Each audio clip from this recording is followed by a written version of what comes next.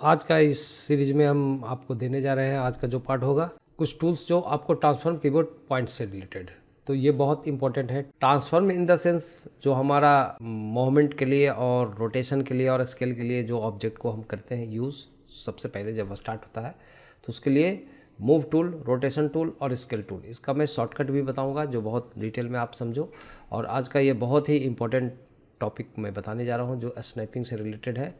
Like आप transform keyboard को कैसे सेटिंग करोगे, ठीक है। और कुछ टूल्स हम समझेंगे। शिफ्ट एस प्रेस करने के बाद जो आपको मिलता है कर्सर को हम स्नैपिंग कैसे करते हैं। तो ये जो इनिशियल स्टार्ट करने के लिए कुछ बातों को आपको समझना होता है, जिसका मास्टर क्लास होगा। और एक बात शुरू करने से पहले मैं बताऊंगा, जो हमारे जो ओल्ड व्यूअर है जो बिल्कुल बिगिनर नहीं है, बहुत कुछ कर भी रहे हैं प्रोडक्शन में काम और कुछ उनका इंटरेस्ट है कुछ टेक्निक्स हमारा पढ़ने का, तो उनसे मैं सॉरी बोलूँगा कि मैं अभी थोड़े दिन से तबीयत ख़राब होने की वजह से मैं वो सीरीज़ अभी नहीं ला पा रहा हूँ। लेकिन आपको सीरीज़ नहीं, मैं आपको ऐसे एडवांस ट्यूटोरियल भी मैं जल्द ही लेके आ रहा हूँ। और इन्फॉर्मेशन के लिए मैं बता दूँ कि आपका कंपोजिटिंग का बिल्कुल बेसिक फंडामेंटल से पूरे टूल्स को मैं क्रिएट करने के लिए इसका जस्ट एक सीरीज़ बनाऊँगा और आपके लिए भी बहुत बेनिफिट होगा। ए टू जेड आप कंपोजिटिंग के बारे में भी समझ पाओगे ब्लेंडर के अंदर। ओके, तो चलते हैं, शुरू करते हैं इसके अंदर जो आज का सीरीज है। तो सबसे पहले हम देखते हैं कि यहाँ पे जो हमारा एक ऑब्जेक्ट है, मैं बाकी को मैं यहाँ पे फ़िलहाल डिलीट कर देता हूँ और साथ में मैं स्क्रीन कास्ट भी ऑन कर देता हूँ जिससे आपको हेल्प मिले स्क्रीन कास्ट का। ओके, सबसे पहले को जो ट्रांसफॉर्मेशन से रिलेटेड है इसका जो शॉर्टकट होता है, जैसे मैंने बताया था जी, तो जी फॉर ग्रैब, सिलेक्शन ऑब्जेक्ट को जी फॉर ग्रैब करते हो, दैट मीन्स कि मूव कर रहे हो नॉर्मल। और एस फॉर स्केल करते हो, ओके। और इसका भी बताऊंगा कि स्पेसिफिक एंगल पे हमें स्केल करने के लिए क्या करना पड़ेगा। और आर फॉर रोटेशन। अभी मुझे यहाँ पे जो ये शॉर्टकट का जो तरीका हुआ कि अगर हमें रोटेशन और स्केल और ट्रांसफॉर्म कितना करना है वो इम्पोर्टेंट करता है।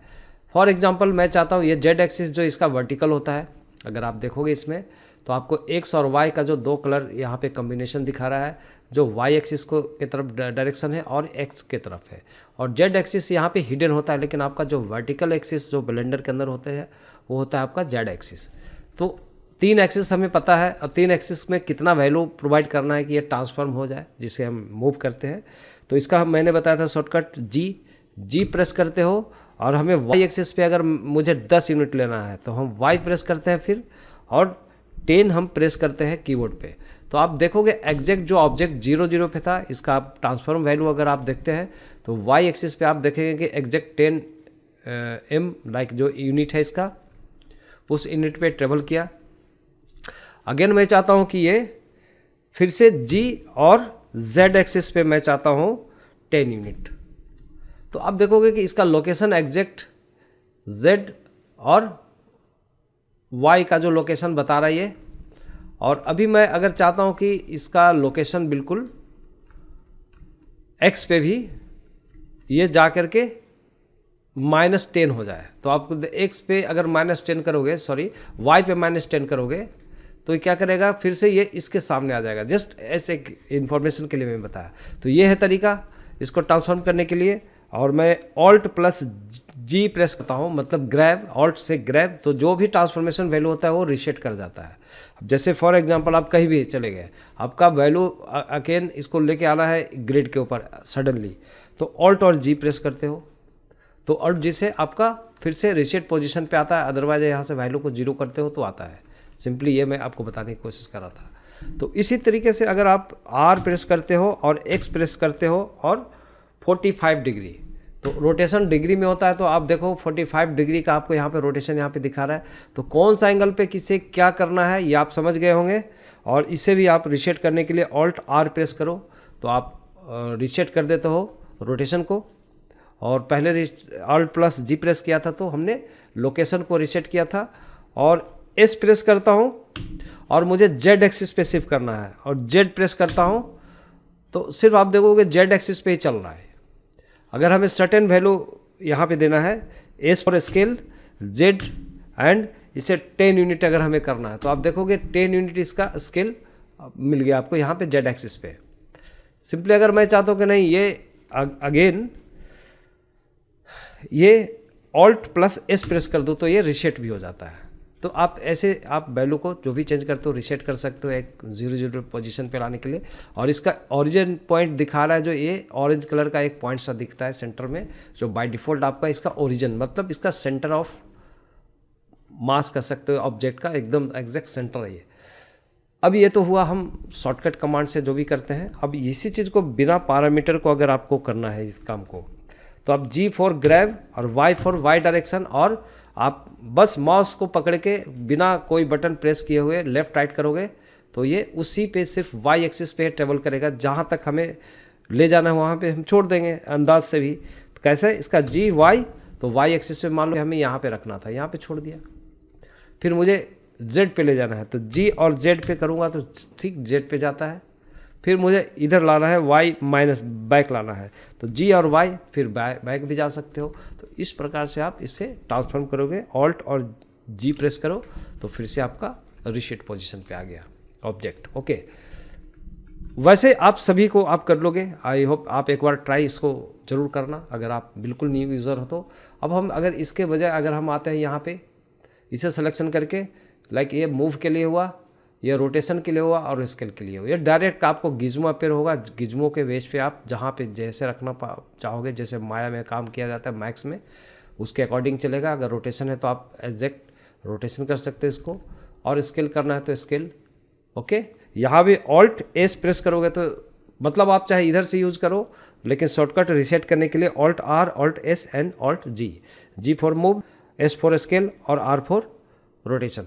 तो ये आप आई होप कि समझ में आ गई आपको।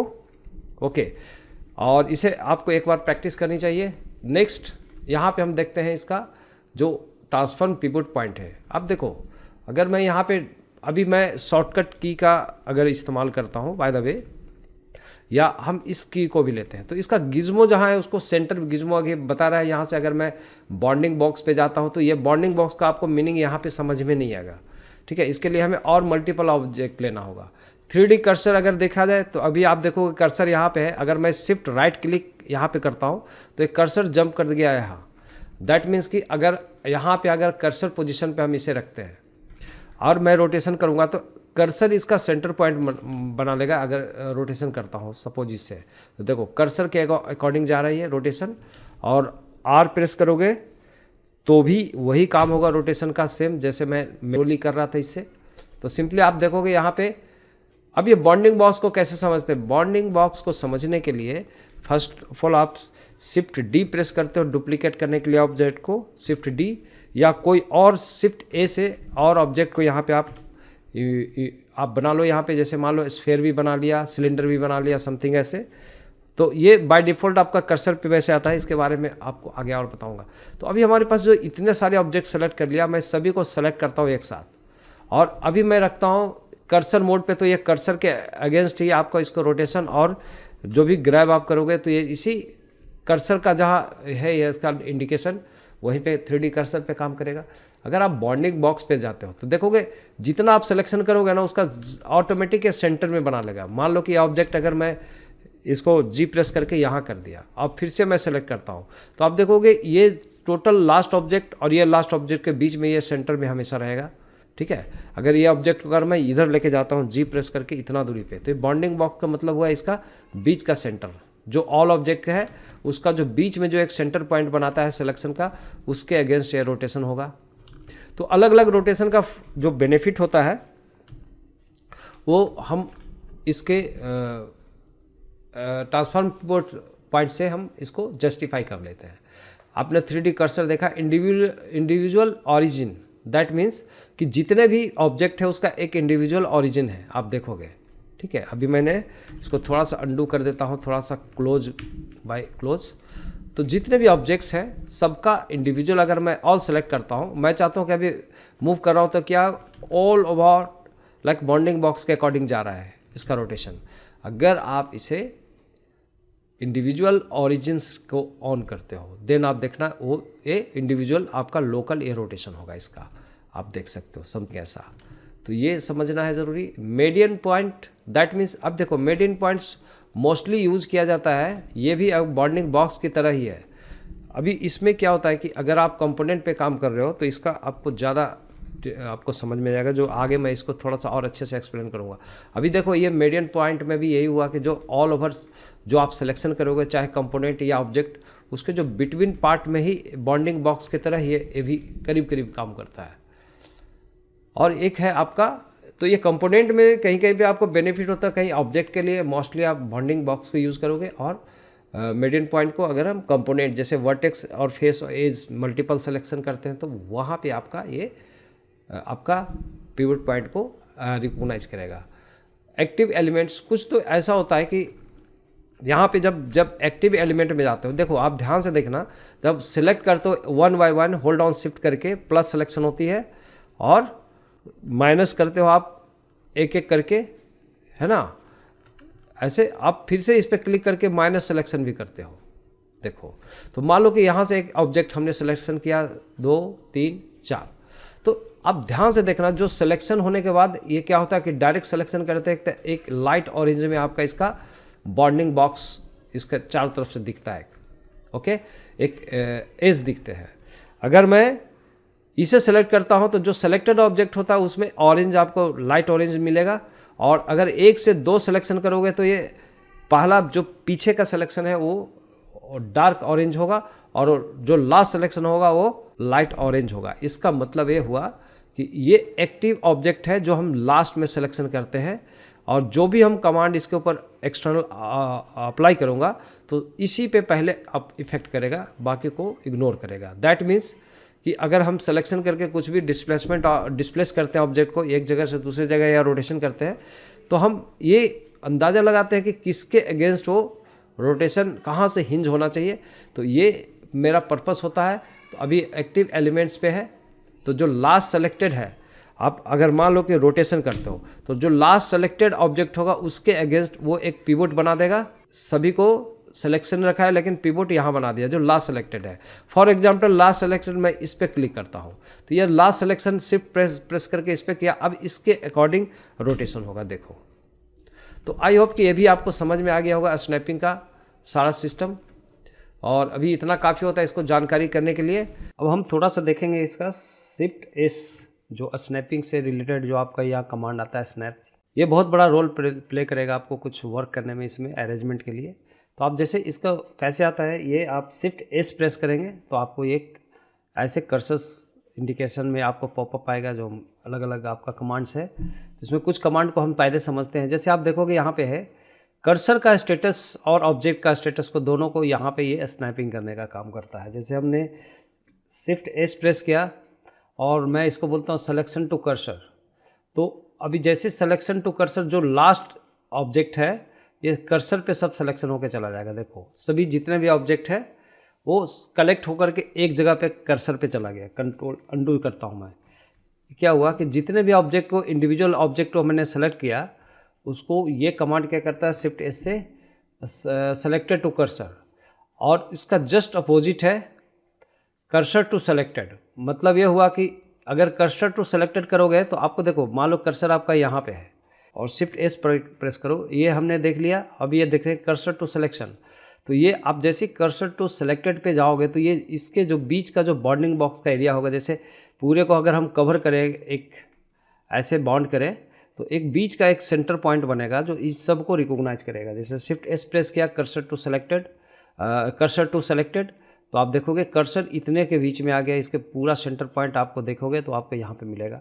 नंबर 1 अगर मैं चाहता हूँ कि अभी सबसे लास्ट जो हमने सिलेक्शन किया इसका मतलब ऑल सिलेक्शन किया और जो सबसे लास्ट हम सिलेक्शन करते हैं, जैसे मैंने अभी थोड़ी देर पहले बताया शिफ्ट एस प्रेस करो। अब मैं चाहता हूँ कर्सर जो है लास्ट सिलेक्शन के ऊपर आ जाए, तो सेलेक्टेड टू एक्टिव, तो आप जैसे सेलेक्टेड टू एक्टिव करोगे तो यहाँ पे शिफ्ट एस प्रेस करो, हाँ कर्सर टू एक्टिव, तो आप कर्सर कहाँ चला जाएगा जो सबसे लास्ट है।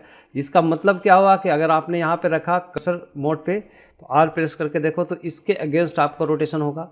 मान लो कि अभी मैं कर्सर को चाहता हूँ कि इसके अगेंस्ट रोटेशन करूँ, सबसे लास्ट वाला इसके अगेंस्ट, तो जो हमने लास्ट सिलेक्शन किया है शिफ्ट एस प्रेस किया और कर्सर टू एक्टिव किया और यहाँ पे आर प्रेस किया तो आप देखोगे आर प्रेस किया तो इसके अगेंस्ट हो रहा है, बिकॉज कि हमने यहाँ पे ट्रांसफॉर्म पिवट पॉइंट को हमने कर्सर को इसको दे दिया है यहाँ पे सेटिंग्स। That's why. तो इस प्रकार से आप कुछ कमांड्स है, अगर मैं चाहता हूँ कि कर्सर कहीं भी राइट क्लिक करके, शिफ्ट राइट क्लिक करके कहीं भी कर्सर आप रख सकते हो। इवन आप कर्सर इसके सरफेस के ऊपर रखना है तो आप ये भी रख सकते हो। तो अभी अगर मैं एक ऑब्जेक्ट को सेलेक्ट करके मैं देखता हूँ कि जो हमारा कर्सर का स्टेटस यहाँ है, मैं चाहता हूँ कि ये कर्सर का स्टेटस ये यहाँ पे आ जाए, तो शिफ्ट एस प्रेस करेंगे, कर्सर टू सेलेक्टेड, तो ये जो सेलेक्टेड ऑब्जेक्ट था अंडू करो, shift S selected to cursor, sorry cursor to selected, तो हमने देखा कि ये कर्सर यहाँ पे चला जाएगा। जस्ट इसका अपोजिट अंडू करता हूँ मैं, यहाँ पे कर्सर शिफ्ट एस और सेलेक्टेड टू कर्सर, मतलब ये सेलेक्टेड ऑब्जेक्ट कर्सर पे चला जाएगा।